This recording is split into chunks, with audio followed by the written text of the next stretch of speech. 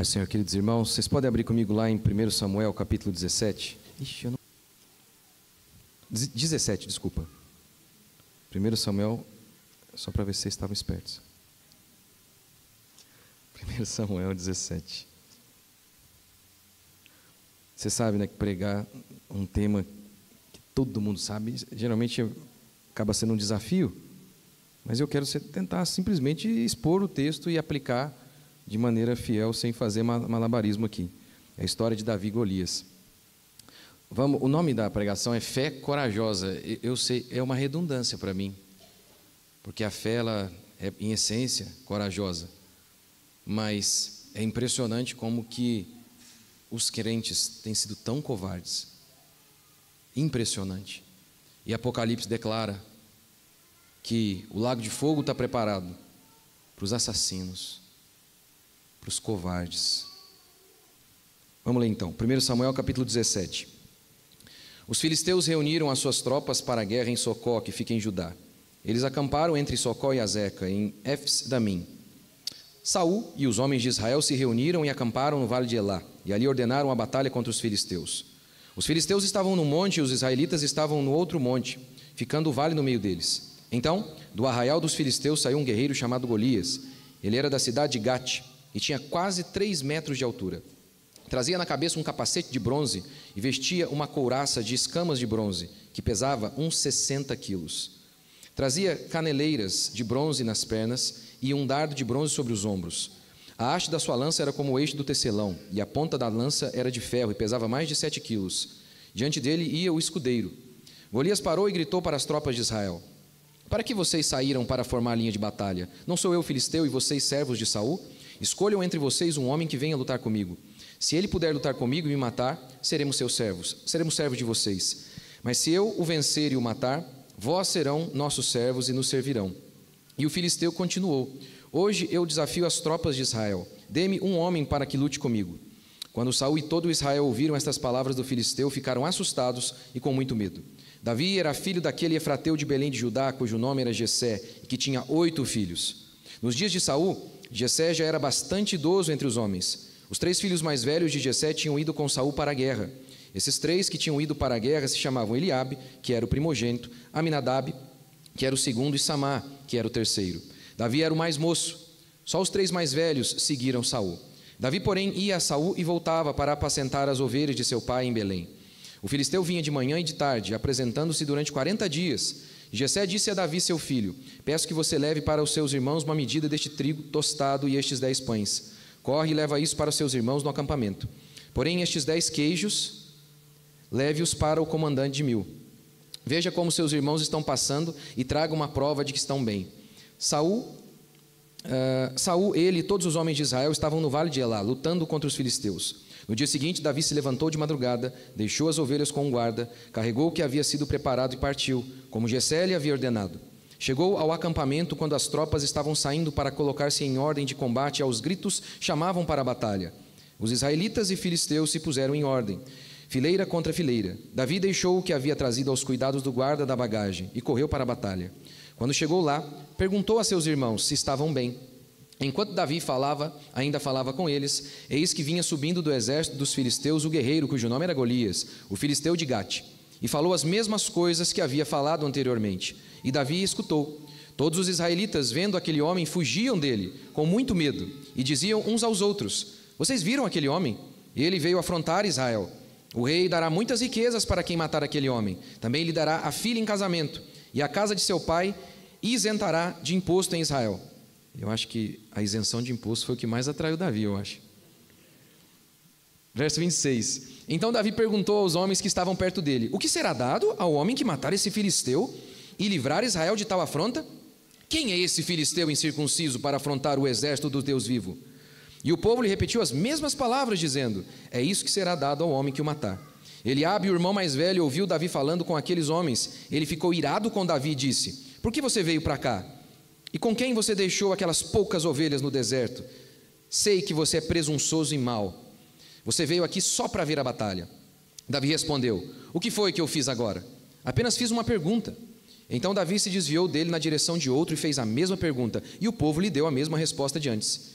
Alguns homens que tinham ouvido as palavras de Davi foram anunciá-las a Saul, que mandou chamar Davi. Davi disse a Saul: que ninguém desanime por causa dele. Este seu servo irá e lutará contra este filisteu. Porém Saul disse a Davi: você não poderá ir contra esse filisteu para lutar com ele. Você ainda é jovem, e ele é guerreiro desde a mocidade. Davi respondeu: este teu servo apacentava as ovelhas do pai. Quando vinha um leão ou um urso e levava um cordeiro do rebanho, eu saía atrás dele, batia nele e livrava o cordeiro da sua boca. Se ele se levantava contra mim, eu o agarrava pela barba. Você notou, né? Não é que o leão vinha e Davi não tinha outra coisa a não ser lutar contra o leão. Não, não é isso. Ele corria atrás do leão. Verso 36. Este seu servo matou tanto o leão como o urso. Este filisteu incircunciso será como um deles, porque afrontou os exércitos do Deus vivo. E tem um detalhe que eu vou tentar provar aqui pela Escritura. Provavelmente Davi tinha 14, 15, no máximo 16. Vou tentar provar pela Escritura, no máximo. Bem provável, uns 14, 15. E Davi continuou, verso 37. O Senhor me livrou das garras do leão e das garras do urso. Ele me livrará das mãos deste filisteu. Então Saul disse a Davi: vá, e que o Senhor esteja com você. Saul vestiu Davi com a sua própria armadura, pôs um capacete de bronze na cabeça dele e o vestiu com uma couraça. Davi cingiu a espada sobre a armadura e tentou andar, pois jamais a havia usado. Então Davi disse a Saul: não posso andar com isso, porque nunca usei. E Davi tirou aquilo de sobre si, pegou o seu cajado na mão, escolheu 5 pedras lisas do ribeiro e a pôs no alforje de pastor que trazia consigo. E com a sua funda na mão, foi na direção do filisteu. O filisteu também vinha caminhando e se aproximava de Davi, tendo à frente dele o seu escudeiro. O filisteu olhou e, vendo Davi, o desprezou, porque era apenas um moço ruivo e de boa aparência. O filisteu disse a Davi: será que eu sou um cachorro, para que você venha contra mim com um pedaço de pau? E pelos seus deuses o filisteu amaldiçoou Davi.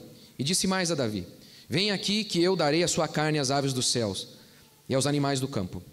Davi, porém, disse ao filisteu: você vem contra mim com espada, com lança e com escudo. Eu, porém, vou contra você em nome do Senhor dos exércitos, o Deus dos exércitos de Israel, a quem você afrontou. Hoje mesmo o Senhor entregará você nas minhas mãos. Eu o matarei, cortarei a sua cabeça, e hoje mesmo darei os cadáveres do arraial dos filisteus às aves dos céus e às feras da terra. E toda a terra saberá que há Deus em Israel. Toda essa multidão saberá que o Senhor salva, não com espada, nem com lança, porque do Senhor é a guerra. E Ele entregará todos vocês nas nossas mãos. E aconteceu que quando o filisteu se levantou e começou a se aproximar de Davi, este se apressou e, deixando as suas fileiras, correu de encontro ao filisteu. Enquanto todos os homens em Israel corriam do filisteu, ele correu para o filisteu. Davi meteu a mão no alforje, tirou dali uma pedra e com a sua funda atirou contra o filisteu, atingindo-o na testa. A pedra se encravou na testa e ele caiu com o rosto no chão. Assim Davi derrotou o filisteu com uma funda e uma pedra. Ele o derrubou e o matou. Não havia nenhuma espada na mão de Davi. Por isso Davi correu, lançando-se sobre o filisteu, pegou a espada dele, tirou da bainha e o matou, cortando com ela a cabeça dele. Quando os filisteus viram que o seu herói estava morto, fugiram. Então os homens de Israel e Judá se levantaram, deram um grito. Agora eles ficaram corajosos. E perseguiram os filisteus até Gate e até os portões de Ecrom. E os filisteus caíram feridos pelo caminho, de Saarim até Gate e até Ecrom. Então os filhos de Israel voltaram da perseguição aos filisteus e saquearam os acampamentos deles. Davi pegou a cabeça do filisteu e levou para Jerusalém.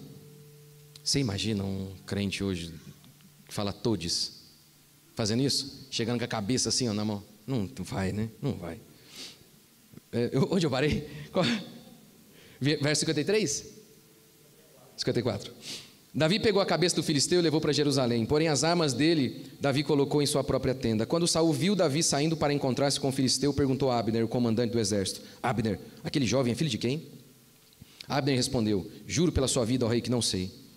Era um completo desconhecido. Ele era um menino, ninguém conhecia ele não era nada. E o rei disse: então pergunte de quem esse jovem é filho. Quando Davi voltou, depois de matar o filisteu, Abner tomou e o levou à presença de Saul. Davi ainda trazia na mão a cabeça do filisteu. Então Saul lhe perguntou: meu jovem, de quem você é filho? Davi respondeu: sou filho de seu servo Jessé, o belemita. Amém. Gente, eu já li essa história centenas de vezes, e todas as vezes eu me emociono, porque isso aqui resume bem a nossa fé. Isso aqui resume bem de onde nós viemos. Nós não descendemos de homens frouxos. Nós descendemos de pastores corajosos. E aqui eu estou falando de pastor, de ovelha mesmo. Nós descendemos de donas de casa que enfrentaram leões. Nós não descendemos de covardes. Eu me lembro dessa história, me emociono sempre, porque quando meu filho foi para o futebol, com 5 anos a primeira vez, e nós chegamos no horário incorreto, ele tinha 5, mas chegamos na turma de 8 e 9 anos, eu disse para ele: Deus é conosco, a mão dele é sobre você, meu filho, Deus escolheu você, vai lá, aqui a gente não arrega, não, vai lá e arrebenta. Não precisa trazer a cabeça dos meninos, mas vai lá. Quando as minhas filhas tinham medo do escuro, eu dizia para elas: nós não precisamos temer a nada e nem a ninguém. Prostre-se diante de Deus e vocês não vão precisar se prostrar diante de nada e nem de ninguém. Nós descendemos de homens assim. Quando Davi diz: não com espada nem com canhão, mas em o nome do Senhor dos Exércitos, isso resume não apenas esse capítulo, como o tema do livro de Samuel. E como também é um grande tema da Escritura, que a vitória vem de Deus, não da altura, não da força, não da inteligência humana, mas vem de Deus. E esse é o contexto de todo o livro. O povo de Israel, um dia, pediu um rei. Por quê? Primeiro motivo, diz o texto que eles ficaram com medo do rei amalequita, do amonita. Diz o texto também que eles queriam um rei como as outras nações tinham, querendo imitar o mundo e sendo incrédulos. Por isso diz o texto que Samuel foi diante do Senhor, e Deus disse: eles não estão rejeitando você, Samuel, eles estão rejeitando a mim. Por conta da incredulidade deles, eles não confiam em mim mais, porque eles já tinham um rei. Era Deus o rei deles. Tanto que no dia em que Samuel vai ungir Saul e confirmar o reino de Saul, Samuel diz o seguinte: está aí o rei de vocês. Esse é o rei de vocês. Esse é o rei que vocês escolheram. Em todo o livro de Samuel, o autor faz questão de mostrar o contraste entre Davi e Samuel. Entre Davi e Saul. O tempo todo. Saul era o mais alto em Israel. Ora, quem deveria lutar contra Golias senão Saul, o mais alto? Por que Deus escolhe Saul, o mais alto?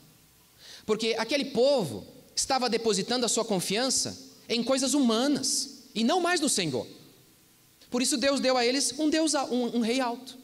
Eles não tinham um exército formal. Israel não tinha um exército formal. Israel não tinha um palácio com um rei que trazia segurança a eles, falsa segurança. Eles não tinham isso. Eles se sentiam então inseguros. No dia então que Samuel vai confirmar o reinado de Saul, ele diz: está aí o rei que vocês escolheram. Vocês não depositam a confiança de vocês em homens? Na altura? Está aí, ó. Esse é o rei de vocês. E tem mais. Samuel começa a discorrer sobre o que Deus já havia feito com eles. Eles não tinham rei lá no Egito. Lá no Egito eles não tinham coisa alguma. Eles não tinham exército. A única arma que eles tinham era o cajado de Moisés.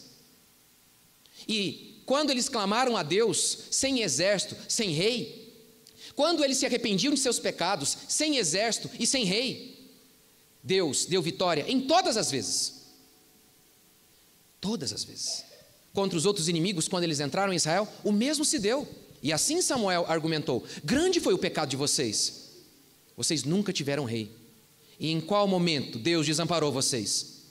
Vocês estão sendo incrédulos. É isso que esse texto fala, é disso que a Escritura fala, de não depositarmos a nossa confiança nos recursos humanos, na sabedoria humana, e inclusive nos dons que Deus mesmo nos deu. Porque a altura de Saul vinha de Deus. Então até a saúde que você tem, ou a inteligência que você tem, que você diz: eu arrebento, eu vou lá e vou fazer esse empreendimento aqui, eu vou arrebentar, eu sou demais. A inteligência que você tem veio de Deus, mas você pode torná-la um ídolo e depositar a sua esperança nela, assim como Israel estava depositando a sua confiança em coisas humanas, e até nos dons que Deus mesmo havia dado a eles, e não no doador dos dons. E é o que nós podemos fazer, e é sobre isso que esse texto trata, porque Deus prometeu dar vitória a Israel por meio de Saul, que era um frouxo covarde. Ele era um frouxo. É isso que você lê em toda a narrativa. Primeiro, Saul havia perdido as ovelhas de seu pai, as jumentas de seu pai, e vai procurá-las. Saul então ouve do servo: olha, tem um profeta aqui, ele nunca errou, 100% de aproveitamento, ele nunca errou, vamos lá. Chegando lá, Samuel fala para ele: olha, as ovelhas, as jumentas estão naquele lugar, quando você estiver chegando, vai passar uma pessoa com um objeto tal, da cor tal. Ele deu um amontoado de detalhes que era impossível pela percepção e sabedoria humana alguém saber. Era para mostrar para Saul um sinal que Deus era com ele. No outro dia, e Deus disse para ele: olha, você vai ser ungido o próximo rei. Eles lançaram sortes, e caiu no nome de quem? Saul, como Samuel havia dito. Vocês se lembram onde Saul estava nesse momento? Onde ele estava? Escondido atrás da bagagem, frouxo, fraco. Deus havia dado a palavra, e toda a palavra de Deus por meio de Samuel havia se concretizado. Ou seja, era para ele falar: aqui estou, eis-me aqui, Senhor. Estava escondido. Em outros momentos de batalha, o livro de Samuel vai descrevendo mais uma vez a covardia de Saul. Deus havia dito para ele: eu vou dar vitória para você contra os filisteus. Um dia, em uma batalha, ele orou: Senhor, vou contra os filisteus ou não? E ele chamou a arca, pediu para que trouxessem a arca para ele consultar a Deus. Aí no meio do caminho ele desiste. Por quê? Porque seu filho Jonatas, morro acima, sobe sozinho, ele e o escudeiro, para matar filisteu. Ele se enfia no meio do arraial filisteu, e pior, morro acima, ele escala a montanha. Por conta disso, Deus dá vitória a ele. Aí Saul, que havia pedido para consultar a Deus, aí ele desistiu, falou: não precisa trazer mais a arca não. Aí ele se encorajou e foi. Frouxo, fraco, que mané consultar? Deus já havia dito, vai. Tanto é que Jonatas foi. Agora, mesmo com esse frouxo, Deus trouxe vitória a Israel. Era para mostrar para Israel: está vendo? Olha aí o rei que vocês escolheram. Esse é o rei que vocês confiam, que vocês depositam confiança. Alto. Está vendo? Ele é frouxo. E mesmo assim vocês venceram. Quero mostrar para vocês que a vitória de vocês vem de mim, não vem de nenhum outro. Não vem da sabedoria humana, da força humana. É minha. Sou eu quem abençoa. A vitória de vocês está na fé e no arrependimento, de vocês me obedecerem e me seguirem. Esse é o tema. E a gente vê isso também aqui na história de Davi. De início, o narrador se preocupa em dar vários detalhes sobre Golias. Para quê? Para mostrar quão monstruoso Golias era. A altura, em torno de 3 metros, como o texto diz aqui. Algumas versões, 2,92 metros, mas é isso aí, 3 metros. Aqui, 60 quilos mais ou menos.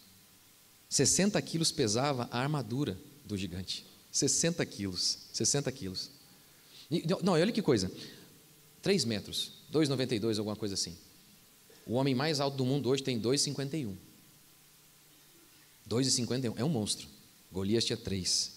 A armadura, 57 quilos. A ponta da lança, só a ponta da lança, 7 quilos. O peso da armadura e da ponta da lança já era mais pesado que Davi, talvez. Davi, provavelmente, tinha 14 anos, no máximo 16. Como temos uma grande precisão nisso, uma grande possibilidade de estar certo esse cálculo. Sabemos que 3 irmãos, Davi e seus irmãos eram em 8. Os 3 mais velhos estavam na batalha, como esse texto aqui que eu acabei de ler para vocês afirma. Números capítulo 1 declara que, a partir de 20 anos, todos deveriam ir para a guerra. Como o texto diz que todos os homens estavam lá. Ora, se Davi e seus irmãos eram em 8, Davi então tinha mais 7 irmãos. Se os 3 foram à guerra porque eles tinham mais de 20, então os outros 4 tinham menos de 20. E Davi era o mais novo de todos. Ainda que Jessé fosse muito frutífero, vamos pensar aí em Jessé bem frutífero aí. Bem frutífero. Vamos calcular 1 ano só, vai. Gestação ali, intervalinho e tal. 1 ano para cada um. Seria 16 anos. Davi teria 16 anos. Mas se Jessé não era tão espetacular assim, um pouquinho menos talvez, 14, enfim. No máximo 16, mas provável 14, 15 anos. Um garoto, enfrentando um gigante. Sem armadura, sem nada, só com 5 pedras na mão. O primeiro que a gente nota aqui é a preparação de Davi. Davi não caiu de paraquedas. Apesar de ser óbvio e não discordamos de forma alguma, é Deus quem dá vitória. É Deus quem é soberano e poderia ter feito de outro modo. Mas Davi havia se preparado, e foi esse o argumento dele para convencer Saul. Eu já matei ursos, e no plural. O tempo verbal aqui dá essa ideia de algo que ele fazia constantemente. Ursos e leões. E a cena é deslumbrante, como eu falei aqui para vocês. Não é que o leão veio contra Davi e Davi não tinha alternativa. Porque eu já ouvi história, por exemplo, na África, de mulheres que lutaram contra o leão. Porque não tinha outra opção, o leão veio para cima dela, ela teve que lutar. Mas não foi isso que a gente leu. O texto diz que o leão vinha, pegava a ovelha e saía correndo. E Davi corria atrás do leão, gente. Imagina a cena. O homem era bravo. Agora, é impressionante que ele desempenhou um trabalho árduo, simplesmente para ser fiel a seu pai, para proteger aquilo que era do seu pai. Quem fazia aquilo simplesmente podia dizer: leão levou, matou e acabou. Qual pai falaria: que isso, meu filho, por que você não matou o leão? Mas Davi estava ali sendo preparado enquanto ninguém via nada, e o desejo de servir e de obedecer e honrar seu pai foi o suficiente para que ele arriscasse a vida dele em prol dos bens da família. E não é isso que nós somos chamados a fazer? Nós não precisamos de palco, nós não temos que ter alguém aplaudindo a gente.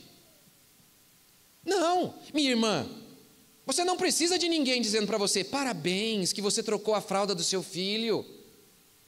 Você não precisa de ninguém. Você precisa saber que Deus, Ele está vendo, que tudo que nós fazemos o Senhor vê. Nós fazemos para Ele, para a glória dEle. Esse é o nosso ânimo, essa é a nossa motivação. É isso que nós vemos em Davi. Segundo, é impressionante notar que Davi, ele quer a recompensa. Pode passar, pastor, por favor. Ele quer a recompensa e ele quer a glória de Deus. Como assim?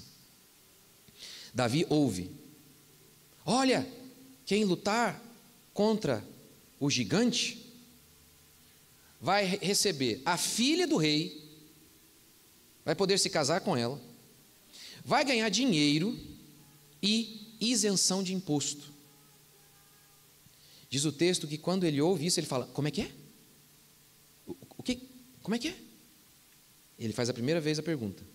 Então ele ouve pela segunda vez. Seus irmãos o criticam, presunçoso, maligno.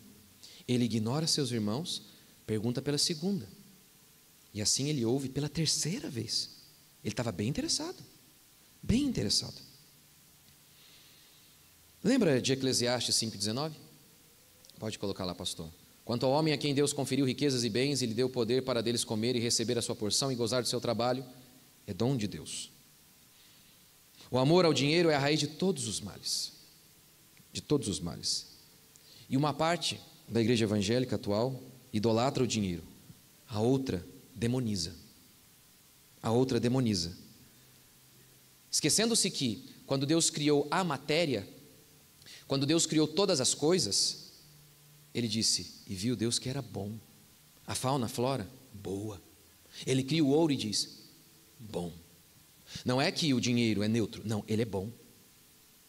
Assim como a esposa é uma coisa boa, mas você pode amá-la de um modo errado e fazer dela um ídolo, assim como o dinheiro. Mas a perspectiva bíblica em relação às coisas materiais é positiva. Agostinho talvez foi um dos grandes responsáveis, o gênio do Agostinho, um dos grandes responsáveis para levar ao longo da Idade Média a igreja a ter uma perspectiva completamente negativa das coisas materiais. Isso não é cristianismo.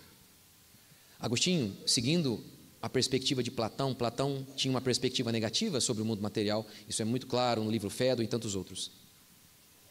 E Agostinho nunca se desvencilhou totalmente do seu platonismo. Por isso, Agostinho, ele, por exemplo, ele falou para os padres abandonarem suas esposas, deixarem suas esposas, porque ele tinha uma perspectiva negativa do casamento, uma coisa desse mundo. A gente sabe das ordens mendicantes ao longo da Idade Média, Francisco de Assis, a ordem dos dominicanos. Por quê? Por conta de uma perspectiva negativa de Agostinho em relação à vida material. Um historiador, o autor de A História da Reforma, ele fala que o nível de miséria no Império Romano era absurdo. A mendicância era algo profundo. A pobreza era abissal. Óbvio, se você tem a perspectiva de que o dinheiro é uma coisa negativa, é um demônio, Francisco de Assis chega a dizer, me casei com a pobreza. Ele vê a pobreza como uma virtude. É óbvio que com uma crença dessa, não vai ter dinheiro mesmo, mas é óbvio que não. É óbvio que não. Então, essa perspectiva é errada. Tem o fato também de que, quando Constantino se converte nada, a igreja que antes era perseguida, agora tem o apoio do Estado. A igreja que antes, e muitas vezes vivia passando aperto, agora tem o Estado construindo igreja. Por conta disso, muitos se refugiaram. Foram embora, saíram do mundo. E é o que acontece hoje também. Tem a maldita teologia da prosperidade, ela é herética, ela é uma mentira. Mas muitas vezes nós respondemos a ela de modo errado. Nós consertamos a falsa fé que tem lá com fé nenhuma. Nós vemos esses homens idolatrando o dinheiro e aí nós demonizamos o dinheiro. E a gente quase sente vergonha quando prospera. Não, prosperei, não, eu sei, eu faço isso. Toda hora eu estou com esse terno aqui. Vocês acharam bonito? É bonito esse terno. Aí eu falo, não, é Braz. E pior que é mesmo, mas é mesmo. Fica com vergonha. Tem uma perspectiva negativa. Muitas vezes nós somos reacionários e não bíblicos. Estamos mais preocupados em reagir às mentiras e saímos de um buraco e caímos no abismo. E temos uma perspectiva negativa em relação ao nosso trabalho. Ao nosso trabalho. A perspectiva correta é essa aqui, ó. Nós não colocamos o dinheiro como alvo de vida. Não colocamos. Para nós o alvo da vida não é ganhar dinheiro. É pecado. Paulo diz, o amor ao dinheiro é pecado. Mas quase ninguém explica o que é de fato o amor ao dinheiro, porque é uma coisa muito subjetiva, né? No contexto ele explica. Aqueles que querem ficar ricos pecam. Desejar ficar rico é pecado. Eu não estou dizendo que ser rico é pecado, mas desejar ser, diz Paulo, esses que desejam ser ricos se afogam em muitas concupiscências e alguns até apostataram da fé. Isso é errado. Eu vou te explicar como que funciona isso. Se eu coloco na minha vida como alvo de vida ganhar dinheiro, aí, por exemplo, eu não mais pregaria os assuntos que eu prego, porque portas se fecham para mim o tempo inteiro. Fui processado 7 vezes. 7 vezes. Um deles por psicólogos, por expor as mentiras da psicologia. Me odeiam e fecham a porta para mim em vários lugares. Opa, várias vezes. Um dia lá soltaram lá um videozinho lá, um meme lá. Aí vários pastores do Brasil. Aí estava lá, era assim, ó, pastor Nicodemos, bênção. Aí não lembrou, Hernando Dias Lopes, bênção. Aí daqui a pouco apareceu eu, maluco. É o que eu creio. As portas se fecham para mim, e aí, mas por que ele é maluco? Aí, porque ele fala muito mal da psicologia.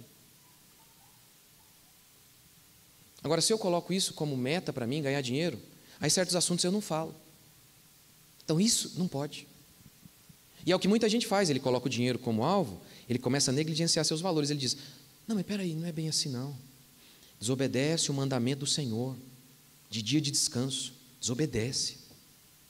Não tem o dia de descanso, o dia de culto a Deus. Não tem. Está pecando.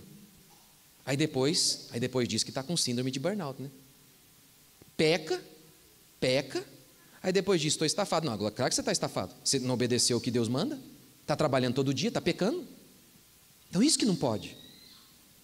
O objetivo então da vida é servir a Deus, é glorificar o Senhor. E colocar o nosso trabalho, ter o nosso trabalho como meta para quê? Servir a Deus por meio do nosso trabalho, para que por meio dele nossa família seja sustentada, para que as pessoas sejam abençoadas através do nosso trabalho, porque para nós o trabalho também é a nossa vocação, de que quando a gente faz bem feito o nosso trabalho, a gente resolve um problema de alguém. É isso. É como um pastor, ele faz muito casamento, e não sei, para mim, lá no começo eu não gostava muito de fazer casamento. Ninguém nem está prestando atenção no que a gente fala, eles estão olhando a noiva, não sei o quê. E eu estava começando a ficar meio desanimado. Eu falei, não posso fazer isso não, sabe por quê? Porque é o seguinte, esse aqui é meu 100º casamento, mas esse aqui é o único desse casal. Eles estão esperando por isso aqui a vida inteira. Eu tenho que fazer o meu melhor. E assim que um pedreiro tinha que pensar, assim que um engenheiro tinha que pensar. Essa é a perspectiva correta em relação ao nosso trabalho. E tendo essa perspectiva e não colocando o dinheiro como meta, não é errado. Senhor, abençoa meu trabalho. Digne ao trabalhador do seu sustento. Então que a gente tenha essa perspectiva positiva, como de fato, Davi teve. E ele então nos ajuda quando ele fala assim, nos ajuda a ter uma perspectiva correta e equilibrada do dinheiro e das coisas deste mundo, quando ele diz assim, ora,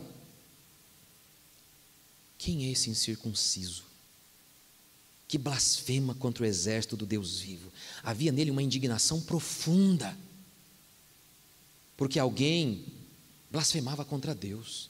Havia nele um motivo maior, que era honrar o nome de Deus. É assim então que devemos viver, agradecidos pelas coisas materiais. E a maneira de não deixarmos que o dinheiro nos engula e se transforme em um ídolo é a causa de Deus, o desejo de servir a Deus onde Deus nos colocou. Foi assim que Davi fez. Terceiro, pode colocar no terceiro, pastor, por favor, pode passar. Fé corajosa. O Senhor vai te entregar hoje para mim, eu vou arrancar a sua cabeça. Davi não disse assim, eu não posso afirmar isso, porque eu sei, muitos de vocês são bem humildes. Tome cuidado para essa sua humildade não ser covardia. Não confunda.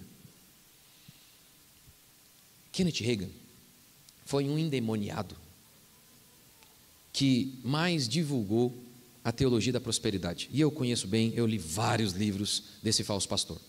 Vários. Influenciado por Norman Vincent Peale. Norman Vincent Peale foi o homem que inseriu a psicologia na igreja. Sabia disso? Sabia que ele negava a escritura? Dizia que tinha erro? Sabia? É esse cara que inseriu a psicologia na igreja. Você sabia que ele dizia que não é só Jesus que salva não, tem outros também.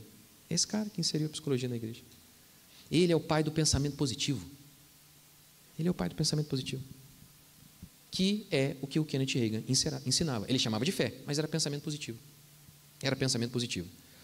O Kenneth Hagin divulgou então os pensamentos de Norman Vincent Peale, que tinha essa roupagem evangélica, fé, mas era pensamento positivo. No seu livro O Poder do Sangue de Jesus, Kenneth Hagin disse que o seu irmão estava enfermo, mas o Hagin disse assim, que ele descobriu o poder do nome de Jesus, e ele então decretou, e o irmão dele foi curado. Ele entendeu que essa era a chave, tinha que decretar. Kenneth Hagin disse que ficou 45 anos sem ter dor de cabeça. Um dia ele sentiu dor de cabeça, mas aí ele decretou, não pode. Quer ver? Põe lá, olha o que ele escreve no seu livro, O Nome de Jesus. Em nome de Jesus eu não tenho dor de cabeça. Isso aí é pensamento positivo, isso não é fé. Mas, como assim? Você está com dor de cabeça, aí você nega a dor de cabeça? A fé não é negar a realidade. A fé é a crença e a certeza do que Deus vai fazer, mas não é negar a realidade. É isso que Kenneth Hagin ensinava. Em nome de Jesus, tal. Isso é pensamento positivo, disfarçado de fé. Eles também, o pessoal do movimento de confissão positiva, eles entendem que, quando você ora assim, por exemplo, Senhor, me dá um emprego se for da tua vontade, você está sendo incrédulo. O Kenneth Hagin dizia que a fé é a certeza. Portanto, se você fala, Senhor, faz a tua vontade, você está sendo incrédulo. Não pode, você tem que determinar. Senhor, está decretado aqui, eu decreto, eu tomo posse pela fé desse emprego, eu determino e acabou. Estava falando com alguns irmãos aqui, eu participava de uma reunião, os pastores acreditavam nisso, e uma mulher estava enferma, com câncer. E aí, eles decretaram a cura dela, está decretado, porque é assim que eles acreditam. A fé é a certeza, então logo eu tenho que decretar, está curada. Deus fez promessas, dizem eles, então eu tenho que decretar. Não posso orar, Senhor, faz a tua vontade, oh Deus, nós cremos em Ti, suplicamos a Ti. Não pode suplicar, tem que decretar. Aí eles decretaram, está curada em nome de Jesus. Morreu. A mulher morreu. Na outra reunião de pastores eu estava lá, eu falei, agora eu quero ver. O que eles vão falar? Ignoraram o assunto e continuaram, seguiram em frente. Outro problema da teologia da prosperidade, da questão da fé, é o estímulo à cobiça, muitas vezes, e a ênfase errada. Eles até pegam promessas bíblicas verdadeiras e destacam a tal ponto que colocam isso como centro da fé cristã. Você não é mentiroso apenas quando você fala mentira, mas quando você dá ênfase a verdades que não são tão enfatizadas assim. ênfase erradas também é um problema teológico. E o pessoal da teologia da prosperidade faz isso. Está errado. Eles dão ênfase, só falam disso, é o tempo inteiro, a petição de dinheiro o tempo inteiro. E o tempo inteiro estimulando a cobiça das pessoas. Então eles estão errados. Contudo, nós não podemos consertar a falsa fé desses hereges com fé nenhuma. Não podemos. Porque o que Davi diz aqui? Eu vou te matar. Davi não fala, não sei. Ele fala, eu vou arrancar sua cabeça. Eu vou arrancar sua cabeça e eu vou matar todo mundo do seu país. Hoje vocês vão cair. Por que Davi foi assim? Porque Deus de fato tinha feito uma promessa. Que Deus ia dar vitória sobre os filisteus.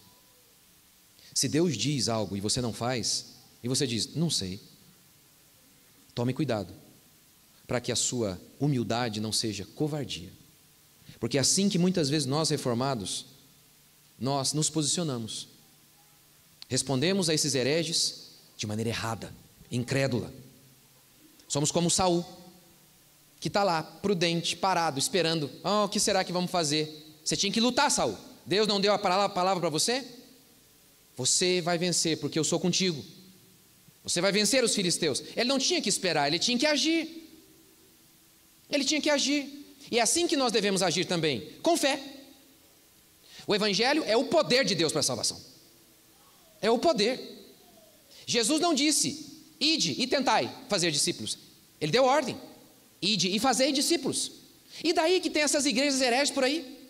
Respondemos como essas igrejas hereges? Somos tão bons e maravilhosos. Não, aqui a gente está... Eu vou pregar nos lugares e os pastores estão se vangloriando que a igreja deles está morrendo. Não tem ninguém na igreja. Tem o pastor, a sogra dele, que é porque ele sustenta ela, porque ele vai, senão não ia também. Não tem filho também, é óbvio que vai morrer a igreja. Não tem filho, outro pecado da igreja, das igrejas e das reformadas também, não tem filho. Está morrendo e eles estão lá, mas estão felizes. Estão felizes. Mas Jesus não disse que o reino de Deus é como a semente de mostarda, pequenininha, mas depois cresce? Jesus não disse que as portas do inferno não iam prevalecer contra a igreja de nosso Senhor Jesus Cristo?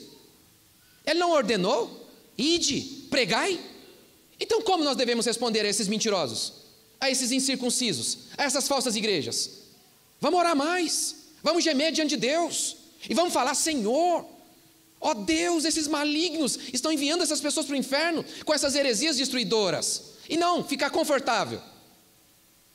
Do lado da minha igreja tem uma igreja do Rick Warren.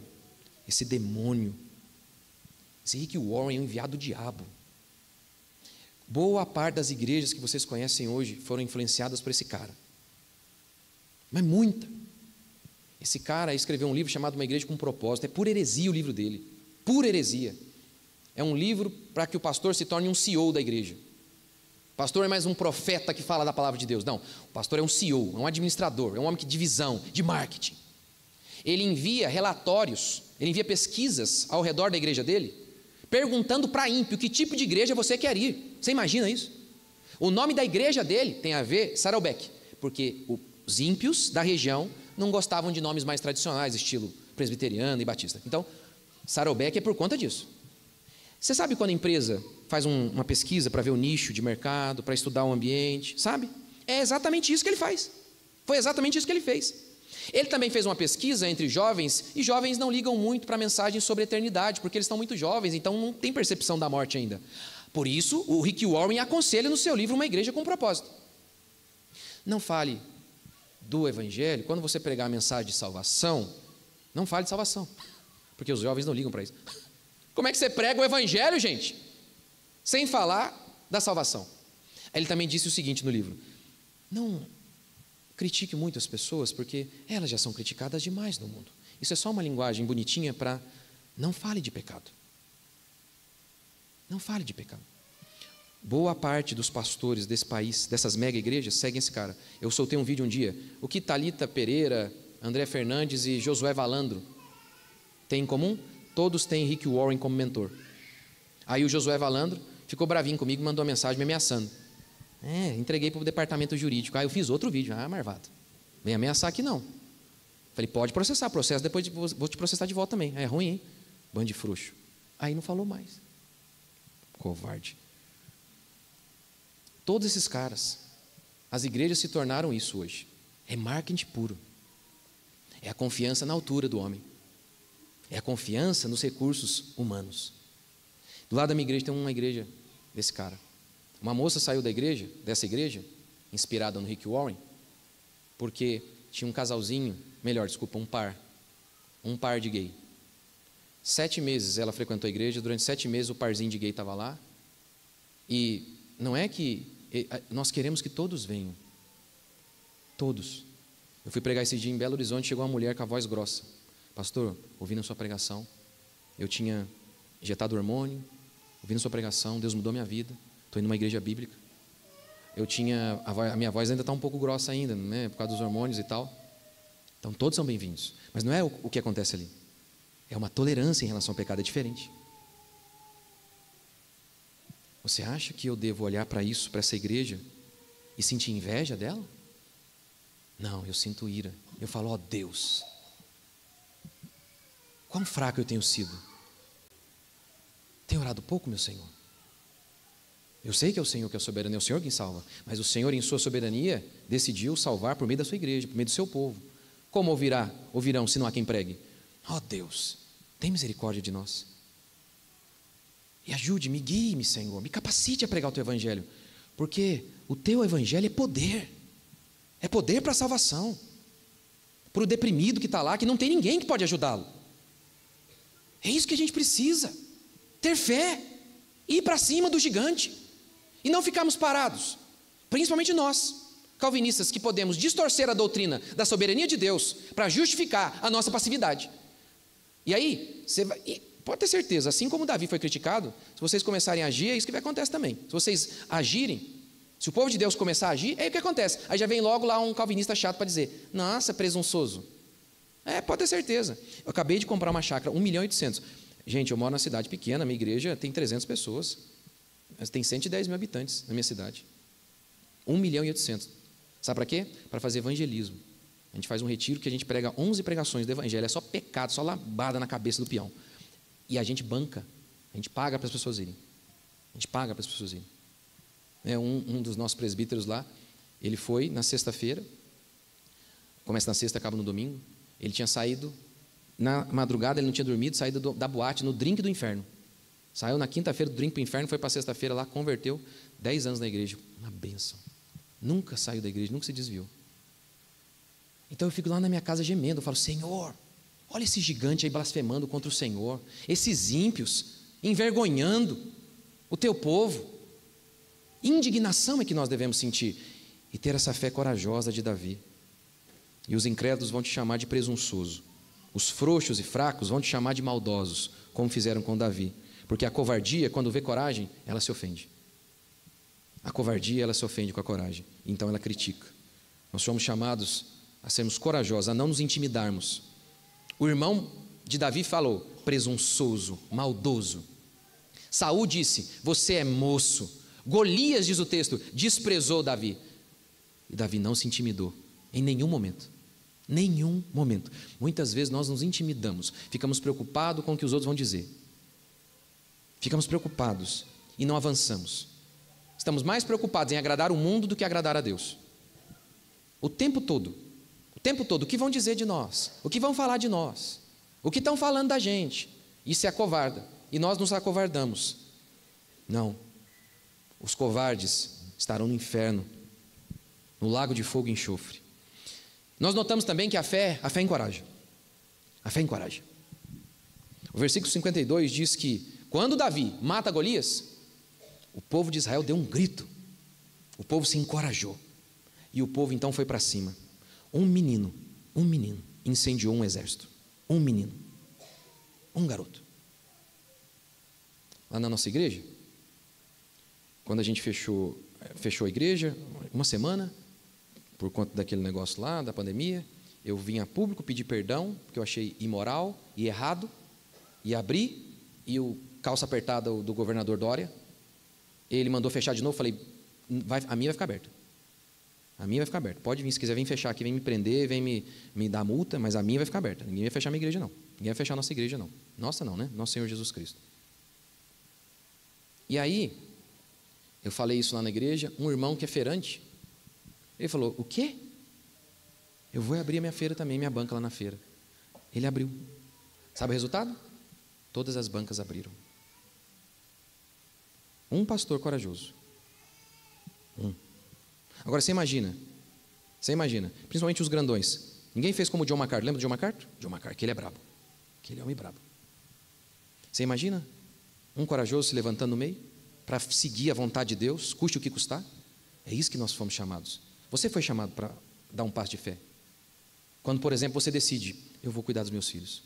Esse trabalho aqui está ruim, eu vou mudar de trabalho, vou ganhar menos, ou então vou deixar o trabalho, porque os meus filhos muito pequenos. Coragem. Coragem. Se a gente sente medo, óbvio que a gente sente. Óbvio que a gente sente. Quando eu fui processado a quarta vez, essa eu pensei que eu ia ser preso. Eu fiquei 7 dias sem dormir. Emagreci 7 quilos. Quando eu saí, eu peguei o meu carro, eu dei um abraço à minha esposa, aí eu saí com o carro de lado e parei o carro na esquina e eu chorava, Senhor, guarda minha família, não sei o que vai acontecer, protege minha igreja, nossa igreja, o Senhor que sustenta, mas o Senhor é comigo e o que o Senhor fizer está feito. Mas regar, não vou regar não. Nós somos chamados para ser corajosos. Não adianta nada. Se você até sabe a verdade, mas você é frouxo, não adianta. A coragem é uma espécie de virtude que sustenta todas as outras. A coragem é uma espécie de virtude que sustenta todas as outras. E é isso que nós precisamos nesses dias. Nós temos que olhar essas igrejas heréticas e não ficar com inveja, mas sentir compaixão e falar, oh Deus, esses ensinos são tão errados. Ó Senhor, capacite-nos. Espírito Santo de Deus, vem sobre nós, com poder, para que preguemos o Evangelho com poder, porque não tem sabedoria humana, não. Não tem pastor inteligente que converte, é o poder de Deus, é o Espírito Santo de Deus. É isso que Bavinck, um teólogo calvinista extremamente conservador, declara na sua dogmática. É só o Espírito Santo de Deus que convence. É isso que nós precisamos. Que Deus venha sobre nós, nos capacite, que oremos mais, que trabalhemos mais, e que venhamos a sentir a mesma indignação que Davi sentiu diante das dificuldades. E esse é o meu último ponto, que na realidade é o que a gente discorreu, o que eu discorri aqui. Espada versus fé. Diz o texto que Davi venceu sem espada. E disse, verso 47, para que todos saibam que Deus salva sem espada. Saul era o mais alto. Não fez nada. Fraco, frouxo. Davi, só com 5 pedrinhas. Saul era o reflexo da incredulidade daquele povo. De um povo que confiava na altura, no exército. Davi é um símbolo do homem que confia totalmente em Deus. Totalmente em Deus. não deposita sua confiança em nada, nem mesmo nele, é em Deus. É em Deus. É assim que nós somos chamados a agir. Você, pai de família, pare de ser frouxo. Comece a ter mais filhos. Mas eu não tenho condição. Eu podia fazer uma pregação inteira só para te mostrar que lá no passado, vocês sabiam disso? Lá no passado, os reformadores, Calvino, Lutero, eles acreditavam que era pecado não ficar evitando filho? Vamos ler lá.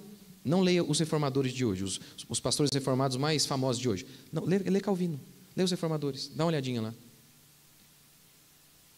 Tenha coragem. Pastor, eu não tenho dinheiro. Será que não é o contrário? Porque lá em Gênesis, Deus os abençoou e disse: multipliquem. A bênção está aí, ó. Não tenho, pastor, estou quebrado financeiramente, por isso não tenho filho, não tenho tido filho. Pode ser o contrário, então, né? Você não quer ter filho porque está quebrado financeiramente. Talvez é o contrário, porque justamente por isso você desobedece a Deus, Deus não te supre, Deus não abençoa você. Então nós cremos num Deus provedor. Nós cremos num Deus provedor que supre as necessidades do seu povo. Tenha coragem. Nós, como ministro do Senhor, porque todos aqui fomos chamados a pregar o Evangelho. Coragem para pregar lá para o seu vizinho, para convidar o seu vizinho. Todos nós. Vamos gemer diante de Deus como Davi fez. Ficamos indignados diante da proliferação do mal e dos incircuncisos que blasfemam contra o povo de Deus. E nos posicionar com coragem para que o Evangelho avance, para que a bandeira do Evangelho seja fincada em todo lugar. Porque o reino de Deus é como um grão de mostarda, pequenininho, mas depois se expande. Que Deus guarde vocês, que Deus abençoe vocês, que Deus dê coragem e força para que possamos fazer o que Deus nos ordenou, enfrentar os nossos gigantes. Que Deus abençoe vocês, irmãos. Obrigado. Meus livros estão ali, tá? Se vocês quiserem adquirir os meus 2 livros, estão ali. Depois a gente vai preencher ali com a letra mais feia que vocês já viram na vida. Minha letra é mais feia que a da Dilma, porque eu acho que a Dilma é a pessoa mais burra que existe.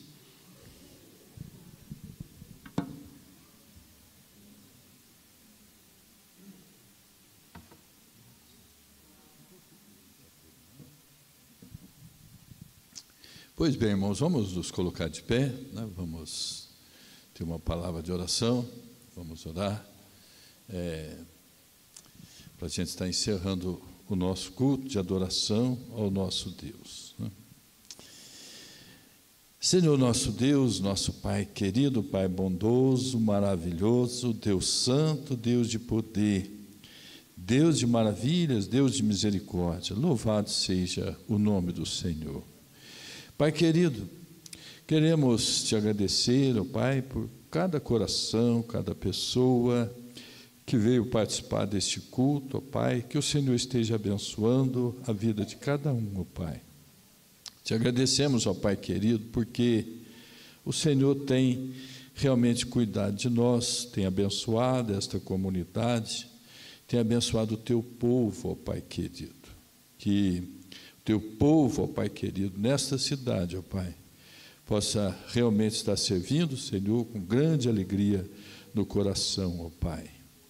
E agora, Senhor, nós te pedimos, ó Pai, que esta palavra, ó Pai, ela possa ser aplicada no nosso coração, ser aplicada na nossa vida, ó Pai, e que realmente possamos aprender com esta mensagem, ó Pai, e estarmos realmente tendo uma fé vibrante, uma fé corajosa, que age, ó Pai querido.